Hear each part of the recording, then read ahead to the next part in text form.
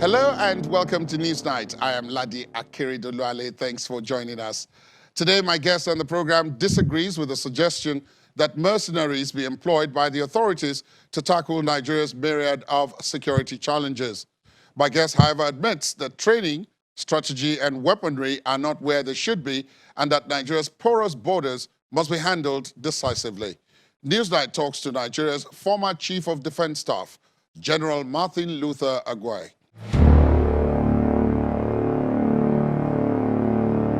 General Agwai, thank you for your time. Welcome to the program. You're welcome. Let me start by asking you for your general opinion on where we find ourselves today in terms of national security. What do you make of the various challenges that we are facing in different parts of the country? Well, the position we find ourselves and the situation we have found ourselves in this country on national security is really most unfortunate. I say most unfortunate because the stability of Nigeria as a country is, I will make bold to say, is synonymous to the security of West Africa and Central Africa. And if Nigeria cannot find that stability, then the instability will extend to other parts of the continent. For example, remember the times of ECOMOG. Nigeria brought a lot of stability. You could have imagined if at the height of Liberia and Sierra Leone crisis, that Nigeria was in the position she was in today. You would have imagined, you would best imagine what type of carnage we have had at that time. So the stability of Nigeria is very important. And that is why I say it's most unfortunate that we have found ourselves in this position, that even other people from other parts want to come to assist us to find peace in our own country.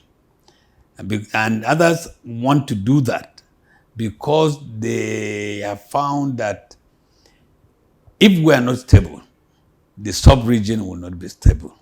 And you know that this now brings the issue of economy tied to security. Because once there is no stability, then the economic life of people is affected greatly. So you can see this is one, I think, to my own feeling, is that this is why you find many people trying to come in to do what they think they can do to help us. But the sad part of it is the fire brigade approach, and it doesn't last long. And that is why you find we have not found, for a long time, we have not been able to find a sustainable solution to the challenges that we have. You mentioned the fact that, of course, Nigeria's stability is tied to that of the sub-region. Yeah. Inversely, a lot of people have pointed out that the security challenges that we're facing, many of them are now caused by some of those countries, people and material passing through those countries into Nigeria. For example, there was the issue of the collapse of Libya. Yes. And the fact that the armory that the late Colonel Gaddafi had amassed got into non-state hands and moved out of Libya in different directions. Yes. One of those directions was Nigeria. Yes. Then the instability in Mali, Yes. the instability in Chad and Niger have all impacted Nigeria. Right. So, I mean, I know that during the course of your military career, of course, you served not just within, but even outside Nigeria. So, again, this should be home territory for you. Is that true? Is that narrative correct, that inversely, those countries' instability is affecting us? For sure. You see, that is why I said the stability of Nigeria is tied up to the sub-region, and the instability of the sub-region also will have an effect on us. But the real challenge we face is that we seem to be more economically we at that time, and even the past few years, our economy is more stable than the others. So they look up to us for stability, for market, and for their own economic growth. When they now found out that they have challenges, and then what leads to people trying to buy weapons? It is only when you feel that your system, your government cannot give you that protection, or there are things that are wrong that the non-government groups, the irregular forces, needed those because they want to challenge the regular forces or they want to challenge the government. And that brings the issue of Boko Haram. So yes, that now gives them an open market to get into buying weapons that they can use in challenging government. But what I say is unfortunate also is that if we had strategically operated in our security architecture and understand that this is our position and that we will be negatively or positively, people will come to us. There are those who will look at their challenges in Nigeria. Would that be a market for us to take our weapons and everything? And they say yes. They come and they find the market. They will then infiltrate, and they provide those same small arm weapons to the irregular forces. And then, because our own national security plan has not do we really know, seriously, sincerely, and honestly, the total number of Nigerians? And when you also look at our borders, with the artificial borders that we have, how do you really differentiate a Beninois and a Nigerian? And how, if you go even on the other side, Cameroon, remember that what is part of Nigeria today at one time was called Northern Cameroon. So these are all this, and then because the world has become a small global village, you find out that what happens in one territory has a lot of effect on the others. But if you have the control, if we are able to control those things that can bring insecurity, then maybe you can reduce it. And that is why some have been able to contain theirs, like economic activities.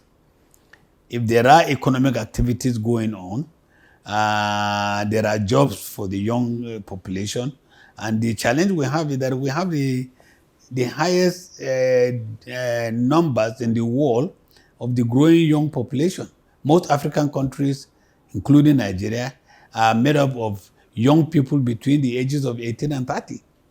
And then most of the unemployment is the same people that have that energy, but nowhere to dispense the energy. So what do? They go into this criminality. I'll tell you a story. When I was in service and I was a deputy force commander in Sierra Leone, I saw a young man came to me. We were talking. I went out to visit. I went in for our operation.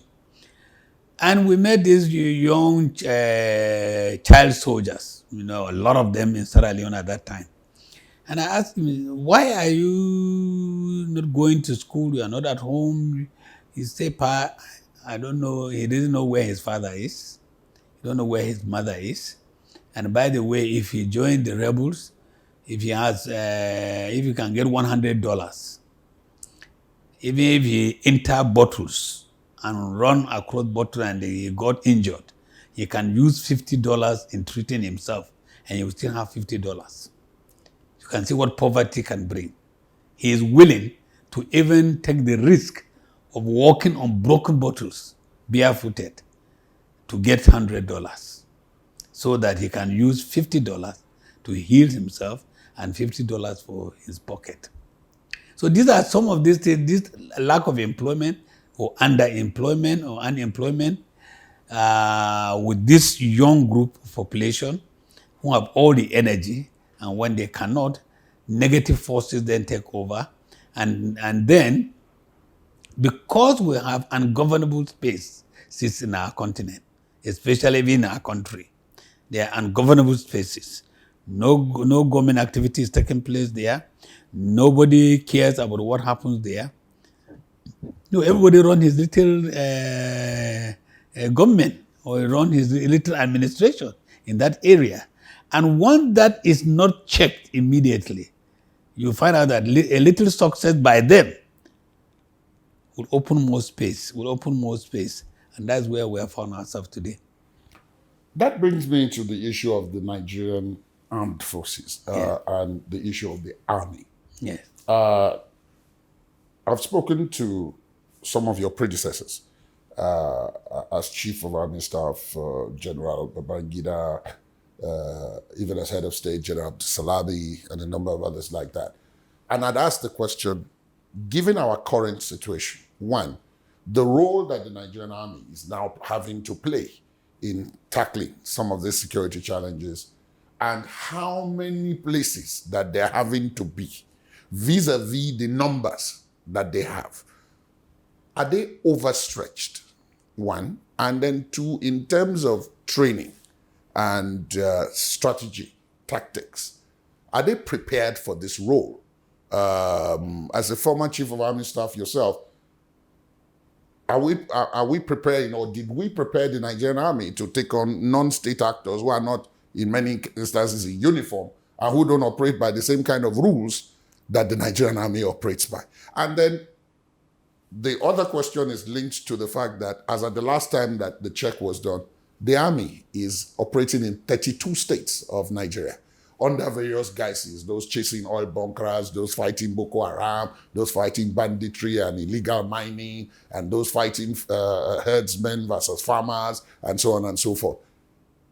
Maybe I should start with the issue of, is it overstretched? And then subsequently, is it prepared for the role it's playing? Well, let me say that the Nigerian Army, as I know it, has a role. And I remember when I became Chief of Army Staff in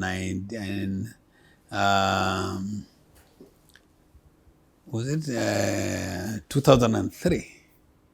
When I became Chief of Army Staff, I was asked a question that what is supposed to be the strength of Nigerian Army. And if you follow back the memory lane, especially after the 1999, when the military left and the civilian government came in, there were those who said, oh, if you want to have a stable and peaceful democracy, you have to cut down the strength of the army. Some were saying Nigerian army strength was too much. Some said we needed an army of 50,000, on and on. And people asked me, and I said, I don't know. And somebody felt, and how do you make this type of a man? You are Chief of Army Staff. And I said, I knew that was thought in some people. I said, I don't know. And why I say I don't know, this is Nigerian army, not my army. What does Nigeria as a country want? What are the roles? Because for you, you must know the roles you want that organization to play. It will tell you what the strength should be. If you want an army that can defend Nigeria and have nothing to do internally, it will be a different thing. If you want an army that is to defend Nigeria from external aggression and then also be able to perform internal security operations and peacekeeping, which is another external operation in a different format. If you all want to do all these things, then your numbers will be different. So it's not enough to say, oh, you want an army of 50,000. No, you must define what you want that army to do. Then you will be able to know whether will 50,000 do that job or you need more. Then, if you now agree on that, what are the other security organs you have within the country? The police. Do you want the police to be able to do policing or to be able to take part in counterinsurgency? Then you will now see what role you will give to the army, what role you will give to the police that are going to involve in this, what role you will give to the police that will do the normal policing. And then you will now know what role would you give to the custom, immigration, and all the other security operators that you have and agencies that you have. We are moving to digital world. How much are you ready to sink into your intelligence? So when you look at this across the spectrum, then you will be able to now say this is the type of forces we want. Then it will determine how do you equip every of these groups. What equipment do they need? And then what training do they have? Do they require? Because you have to train people. Yes, we have a number of young people in Nigeria. Today, if you want to blow up the Nigerian Army strength by 100%, I'm sure you can do it within 1 week. You will have the human beings. But we have gone beyond games of numbers now. And we have talked about the non-state actors. So, you must train. And training, you can't do it overnight. You have to accept what type of training you need and then you put it into effect. And go ahead and find the back. When I became Chief of Army Staff in 2003, we came up with what we call the Army of the next decade. We started planning, and the documents are there. We started planning what is in 10 years from now, what type of threat are we going to have? And I'm one of those who believed then, and I still hold it today, that Nigeria was not going to fight any war rolling either from Niger or from Cameroon or Benin or anywhere coming to attack us. I didn't see any of them having that capacity to do that. Even when some people thought they have external supporters, the external supporters economically are gaining more from Nigeria than they will gain from those countries. So a stable Nigeria will help them in their economy than a stable any of the other countries. So even when the Bakassi issue was on at the highest peak, my analysis was a little bit different. So what type of army do we want? And what configuration of an army do we want? I then set up a committee to look into the army of the next decade. The documents are there with the army, the transformation we want of the army. Because the war we are going to fight is very clear. It was asymmetric warfare. It's not going to be a regular warfare. So we have to change completely our doctrine and strategy. Completely. Unfortunately, the army did not complete that exercise when we were caught with Boko Haram and other things that came in. And you saw it. At one point, the army went so down before they started coming up to take up the challenges because they were not prepared. At that time, bulk of the army was fighting a conventional warfare, which we had been learning and practicing, and you saw it when we had the Civil War. It was a conventional warfare. But now the world has changed. Everywhere you are now is a battlefield. Because you don't know the car parked next to yours, you don't know what is in that car. The person driving into that plaza or shopping complex, you don't know what he has in. So everywhere is a battlefield. So now you have to change the training of your officers and your men to reflect that. Then you have two things, numbers or equipment. So you have to find a compromise where you raise the strength of your military, but also you have to raise the strength of your equipment. They need, because it's not the same conventional war any longer. And unfortunately, the war has become a global village also. If you use some of those old conventional weapons, like 155 millimeter artillery piece, you fire it to a group of a place when you think there are insurgents there, and any damage you do now, the whole world will come out collateral damage. So these are all the challenges that the military, the army has. But I think we need to go back to the drawing board and ask ourselves, what role do we want the army to play? The army cannot be fighting bunkering. The army cannot be on the road checking equipment. They can't be in the shopping complex making sure who comes in with that. They can't go after those illegal mining. They can't run after forestry to clear the forest from this, and on and on and on. We must set up the role we want the army. And then if you want the army to do all these things, then you must also build an army that can perform all these things. There are those who talk about bringing in private mercenaries. Even in the fight against Boko Haram, the narrative was that somewhere between 2013, 2014, in the run-up to the 2015 elections,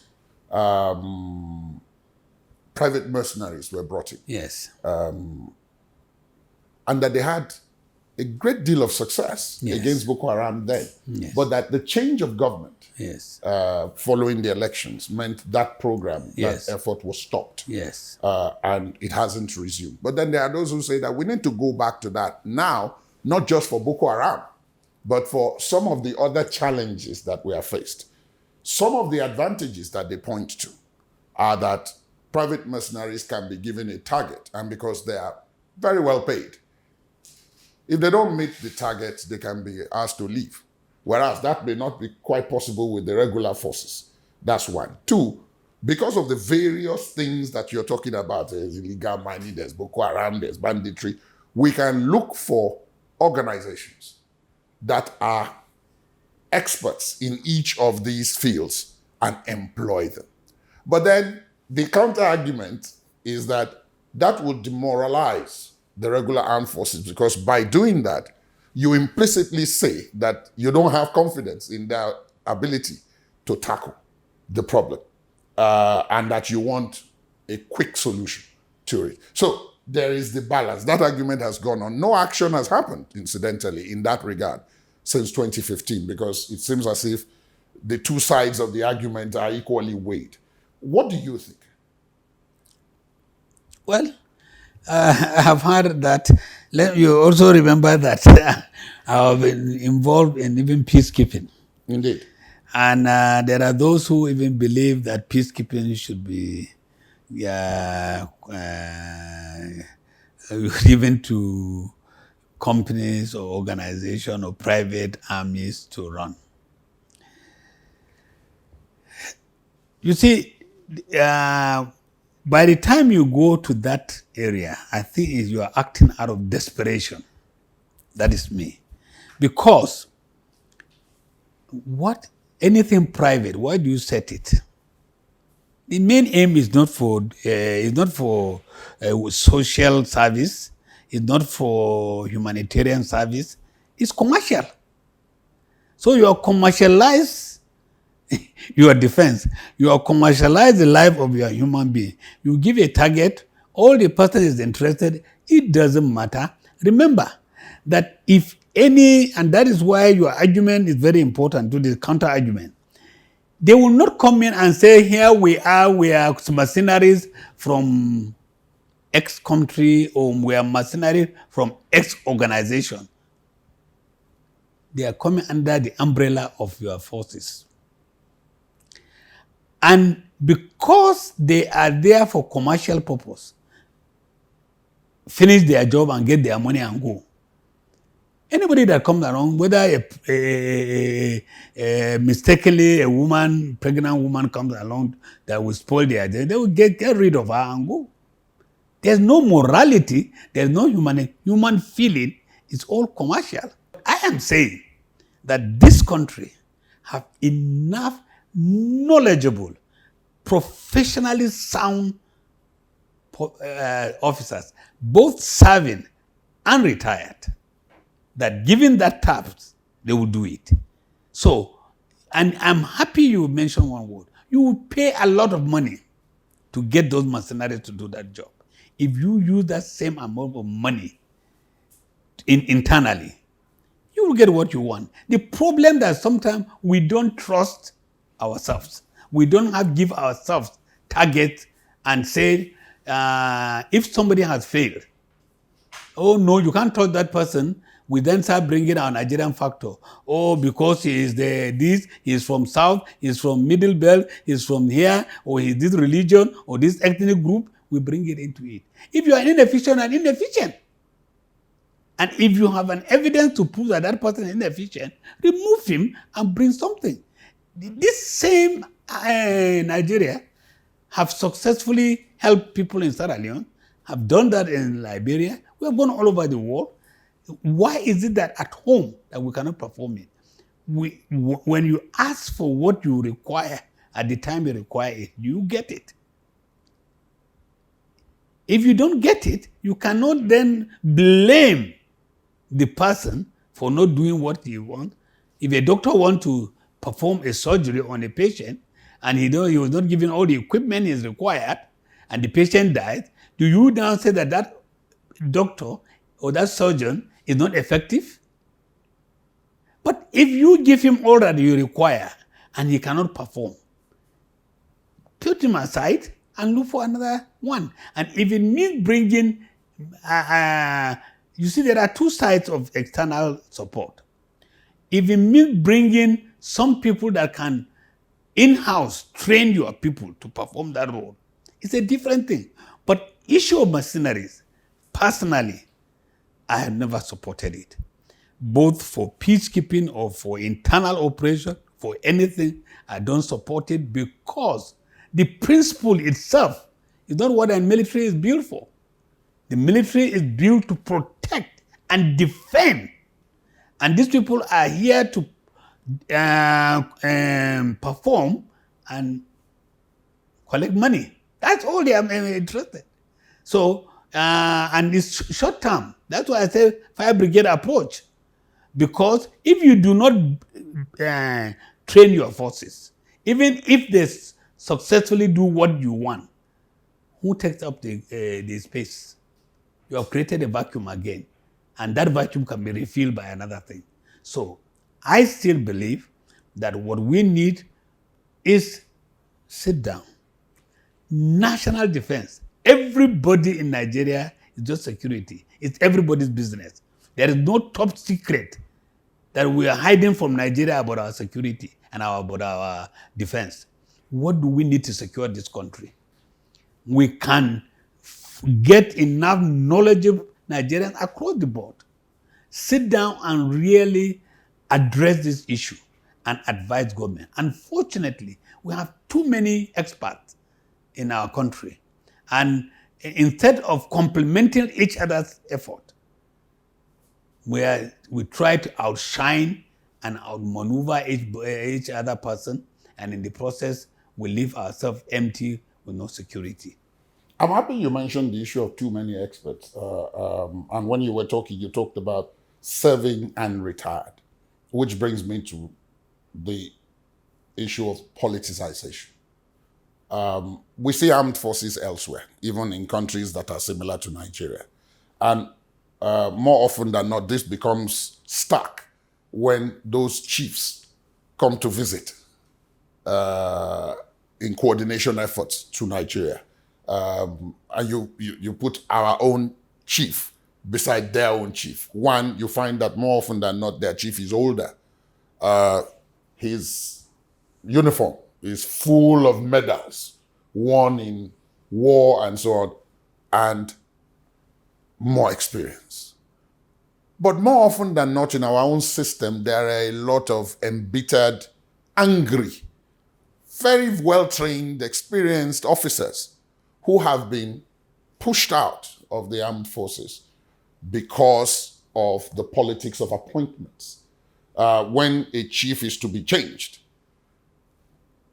you pick someone who is 2 courses down from the current officer in charge, which means that virtually everybody in the courses above, and sometimes even in the course in which the new appointee is from, have to leave.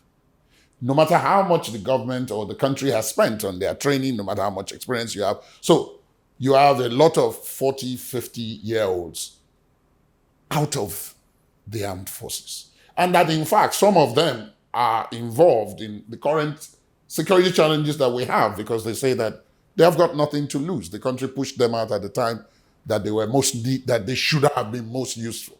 Now, I know you know about this because you have seen it happen several times.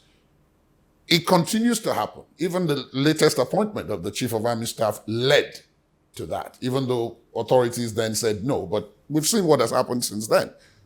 Is this not part of the problem when you talk about capacity, morale in the forces, and the development of knowledge to be able to tackle challenges when they come?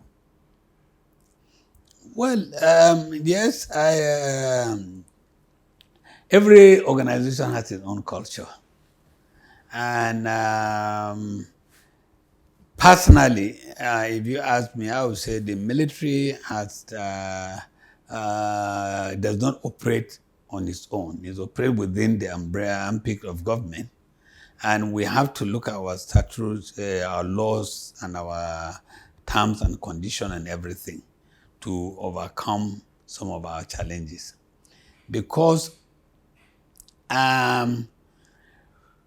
we have, by our own laws, put these are the terms and conditions of service. For example, by the time you are 60, you are gone. Regardless of where you are and what kind of training you have and all that. Yes, because that is what the law says. That is what the law says.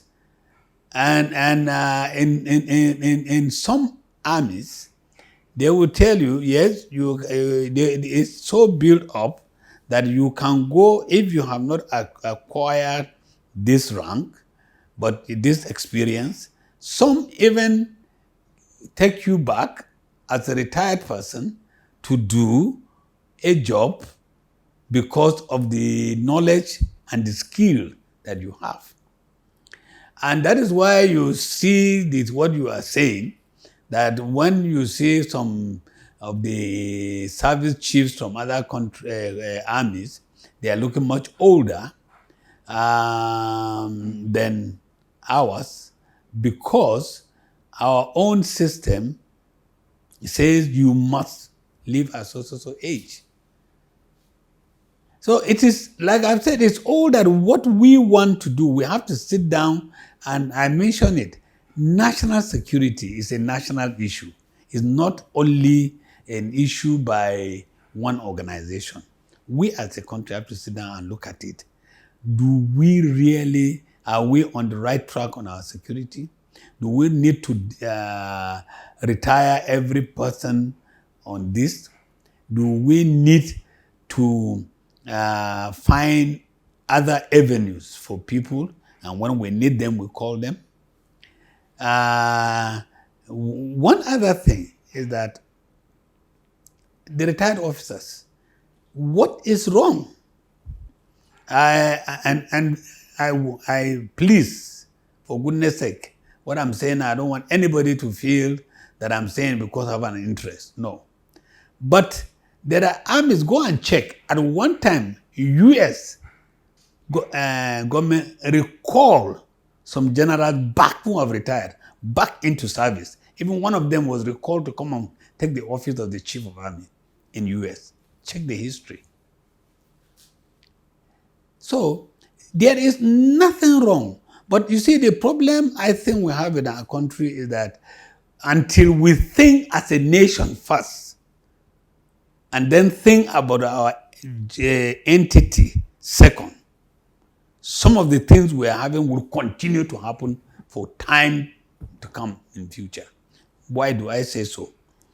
If you think about Nigeria as a country, then it doesn't matter where that person comes, as long as it's going to perform that role that you want him to come. But if you think our own is our turn, we have not had it, then you start, these are where you have compromises. And in the compromises, everybody will now hold dearly to that, and doesn't matter what happened to the top of what is called Nigeria. So, in a nutshell, all what you have said, I agree, but we can do it if we want to do it. But until we put the national interest above our sectional, above our knowing that our local government or our state cannot stand without Nigeria, then we will now make Nigeria stronger. But when we are trying to get by force, this is our state, oh, this is my own, oh, this is my religion, oh, this is my ethnic group. And when we put that above the national interest, then you will continue to have all these compromises. And it is these compromises that when we come to the test of the challenges on the ground, that we are found wanting.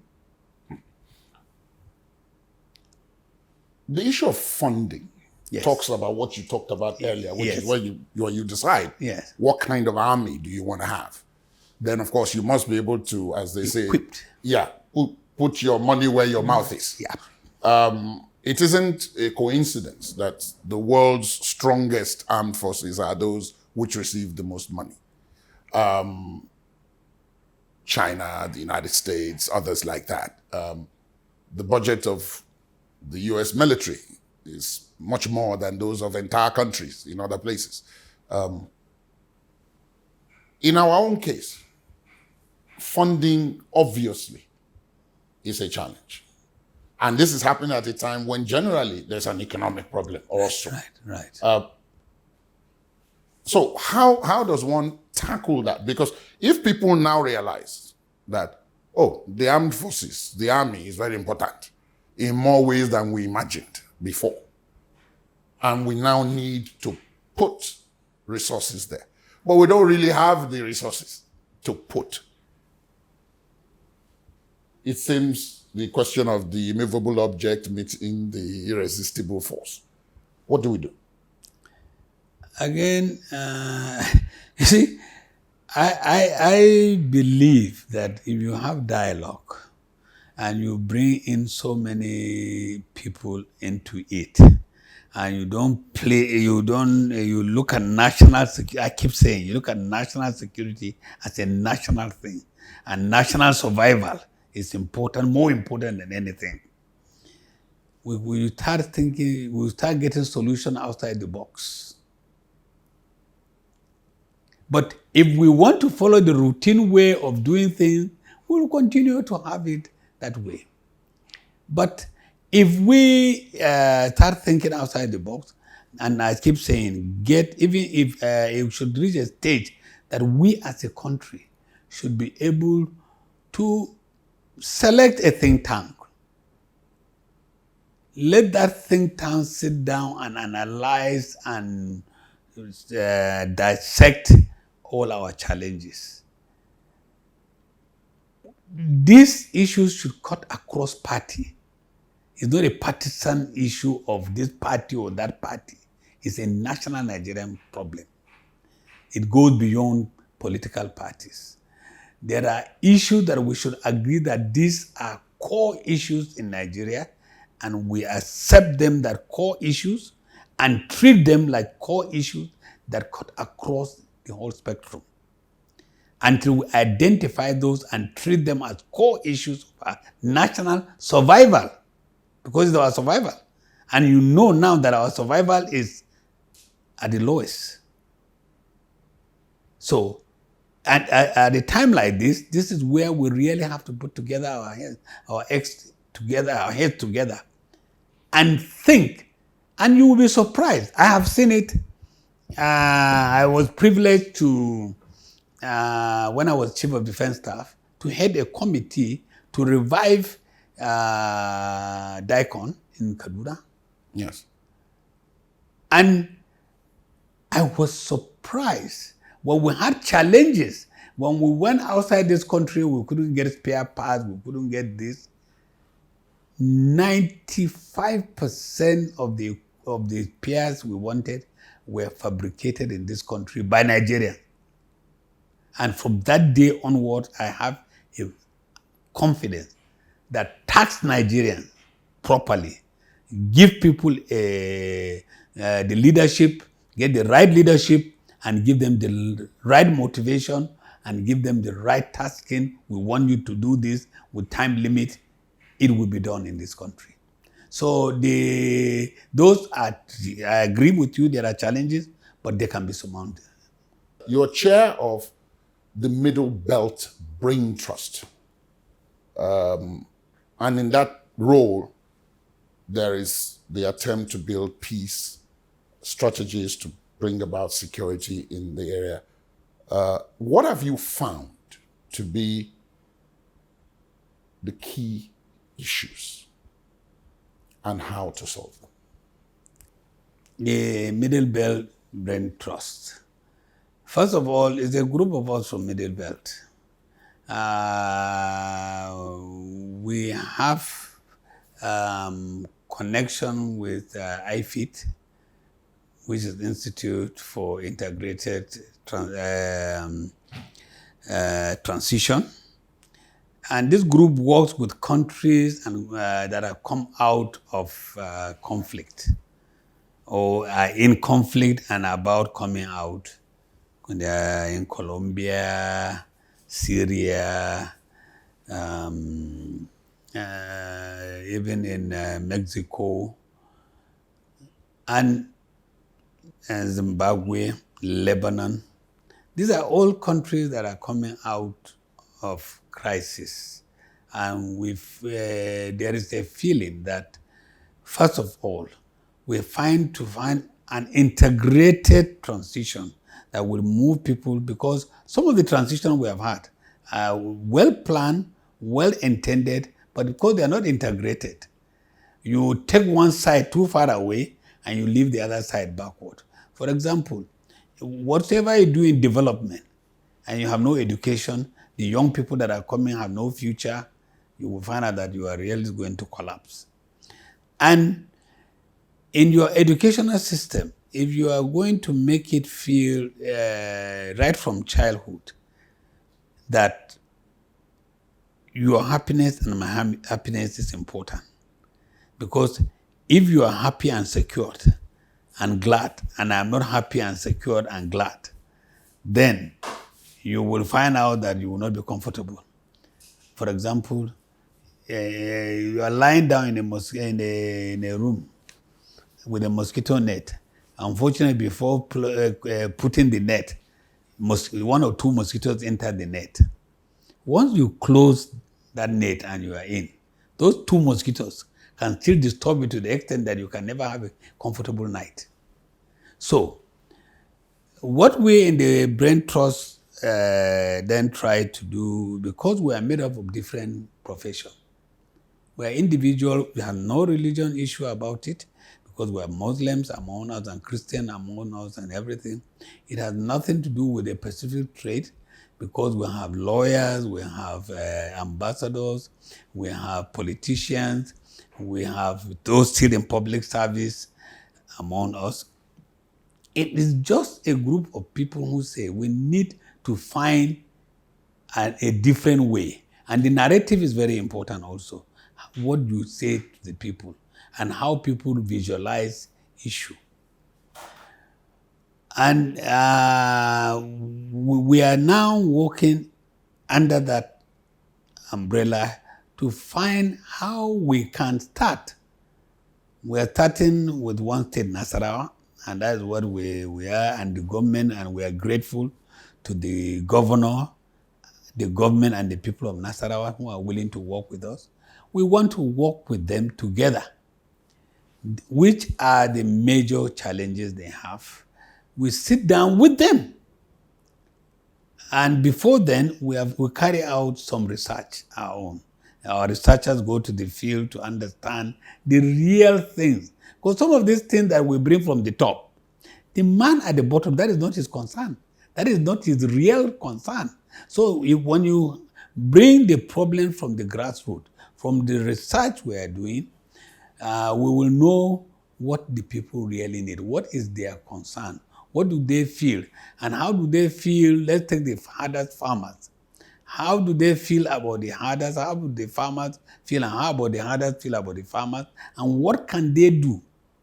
And you will be surprised when you start hearing the wonderful recommendations and suggestions they will bring because they are virtually involved in the ground. And we hope, and this is why we are working so hard to make sure that we create an impact and working with the Nasarawa state government to see how much we can bring some positive changes that the government will see, other people will see, and then we can work together to find out that we can move on in small bits. It's just a drop of water that once any drop drops, it splits and more area is covered. So that in the long run, there could be resemblance of peace. General Agwai, it's been a pleasure speaking with you. Thank you for your time. You're welcome. That's Newsnight. Thanks for watching. Do let us know what you think of this conversation and much more. Our social media handles are on your screen.